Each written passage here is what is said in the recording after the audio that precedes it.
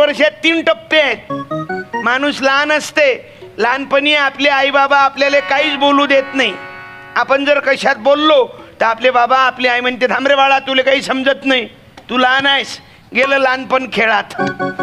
आपण मोठे होतो, बायको येते गृहमंत्री. आपण कायच्यात बोललो की बायको म्हणते थांबा हो, तुम्हाला काही समजत नाही. गेलं तरुणपण. आपण म्हातारे होतो आणि पोरं मोठे मोठे होतात. आपण कायच्यात बोललो की पोरगा म्हणते थांबा बाबा, तुम्हाला काही समजत नाही. या माणसाला समजते कधी हेच नाही समजून राहिलं. म्हणून तुकारामाचा पुरावा आहे, गेला गेला जन्म हवा.